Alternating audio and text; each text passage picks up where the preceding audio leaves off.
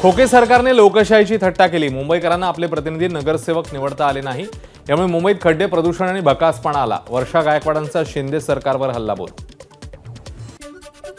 देवेंद्र फडणवीसांचा 22 जुलैला वाढदिवस। या निमित्ताने कोणतेही होर्डिंग, बॅनर, वृत्तपत्र किंवा टीव्ही माध्यमातून जाहिरात प्रसिद्ध करू नये। सेवा कार्यात अधिकाधिक योगदान द्यावं, भाजपचं कार्यकर्त्यांना आवाहन। जरांगेंचं आजपासून पुन्हा अमानत उपोषण। सरकारने मागण्या मान्य कराव्यात, अन्यथा काही झालं तरी उपोषण मागे घेणार नाही। मनोज जरांगेंची भूमिका। रायगड जिल्ह्याला आज आणि उद्या ऑरेंज अलर्ट। मुसळधार पावसामुळे रोह्यातल्या कुंडलिका नदीला पूर। समुद्र किनाऱ्यावरील नागरिकांना सुरक्षित स्थळी स्थलांतर होण्याच्या सूचना। गोंदियातल्या पुजारी टोला धरणाचे 8 दरवाजे उघडले। 6047 क्युसेक पाण्याचा विसर्ग सुरू। नदीकाठच्या गावांना सतर्कतेचा इशारा। नागपूरमध्ये 6 तासात 271 मिलीमीटर पावसाची नोंद। अजूनही पाण्याचा निचरा झालेला नाही।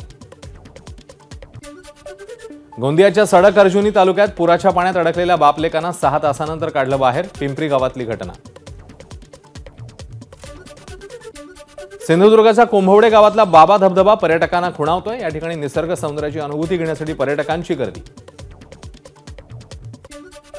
मुसळधार पावसामुळे नंदुरबारच्या सातपुड्यातलं निसर्ग सौंदर्य खुललं। फेसाळणारे धबधबे आणि वर्षा पर्यटनामुळे वीकेंडला पर्यटकांची गर्दी होण्याची शक्यता।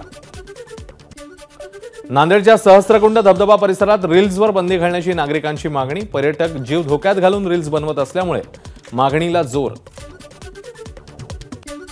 वारणा नदीच्या पातळीमध्ये वाढ। कोल्हापूर सांगलीला जोडणारा सावर्डे पूल पाण्याखाली। जिल्हा प्रशासनाकडून पुलावरील वाहतूक बंद।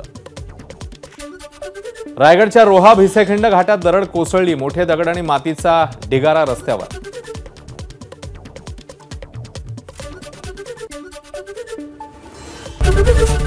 एबीपी माझा, उघडा डोळे बघा नीट।